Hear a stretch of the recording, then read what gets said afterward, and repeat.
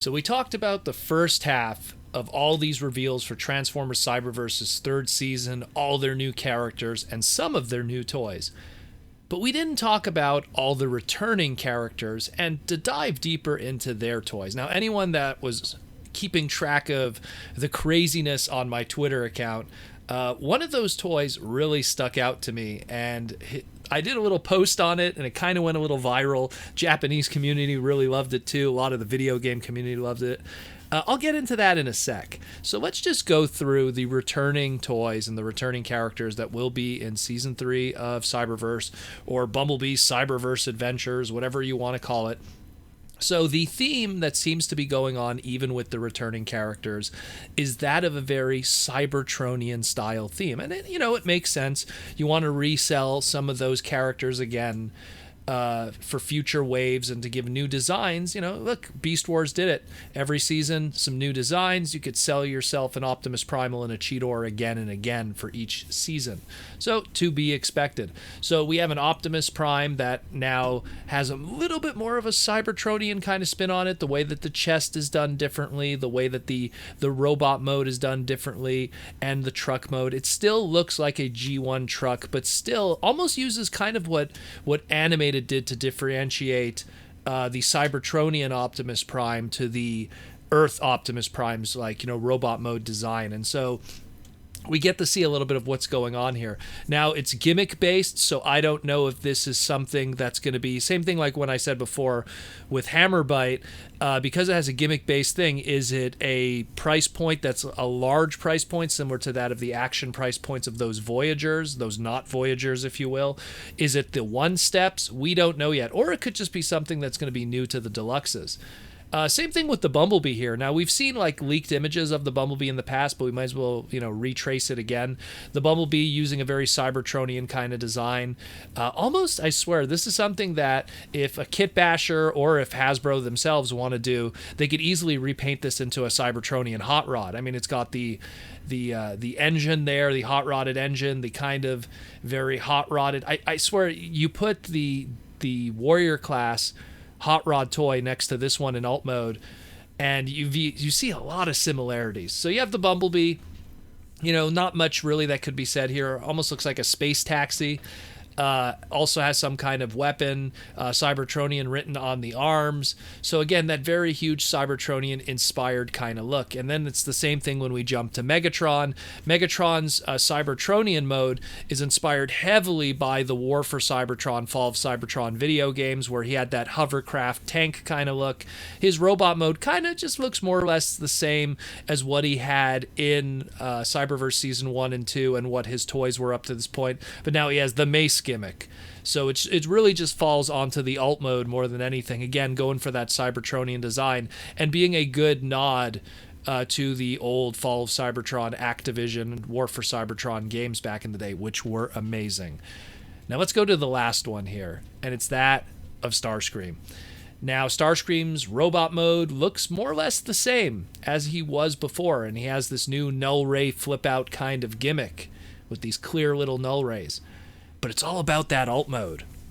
When I first saw this alt mode as a hardcore video game player, I mean, people know me in the Transformer community for Transformers and my vast knowledge of that, but my name Proto Man and all of that stems from the video game side of things, and I'm a huge video game merchandise collector and have there's a lot of photos floating around of my crazy video game collection too. But when I saw this, oh man, I was reminded of Gradius. For people who aren't familiar with Gradius, specifically the Vic Viper, Gradius was a old Konami arcade game, later on ported. I guess probably its most well-known ports on the American side, outside of the Famicom and the Japanese side, would be the original Nintendo. Vic Viper, the jet that I'm referring to, or the spaceship that Starscream clearly is homaging in a lot of ways, because it had such a unique design, the way that those wings would protrude even past that of the front of the cockpit.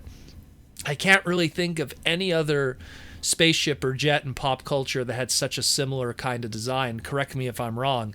But I mean, it's so Gradius. It really is. And either Gradius, or if you played, there was another game called Life Force for the Nintendo. It was called Salamander in Japan. Played for the Famicom. Vic Viper is a big pop culture kind of icon in the shoot 'em up genre in Japan. And just to have Starscream turn into literally the Vic Viper is pretty crazy, and I dig it a lot. Like it's something that I almost want to get two Starscreams and then find a really good customizer that I could just ask them, hey, could you turn this into the Vic Viper, and we could have a really cool Nintendo meets Transformers crossover, which is stuff I always eat up like crazy, stuff that I always ask third party to do. But I love this a lot, and when I posted this, it was funny. I posted this on Twitter, and the video game community that already follows me, they really ran with it.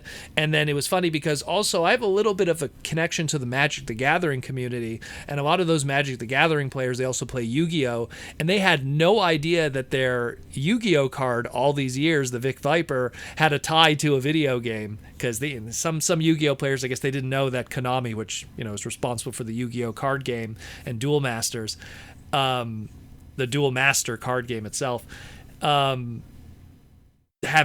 a connection there with all these Konami characters that appear. I know Solid Snake and Raiden, Goma, and a lot of characters appeared in the Yu-Gi-Oh card game in homages in a lot of ways, and Vic Viper no different. So this is great. I'm just out of all of these, I'm just super excited about the Starscream more than anything, just to have that video game inspired kind of alt mode.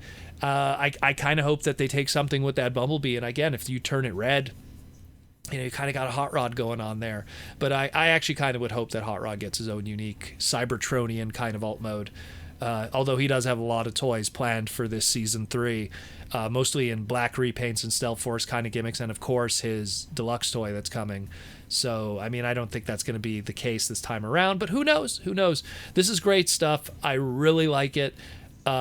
Not so much the other guys. Again, we'll see. It's something time will tell with some of these designs and some of these demands for these alt modes. I mean, if the deluxe price point really has some legs, we could see potentially future waves of this over and over, and then it could continue onward.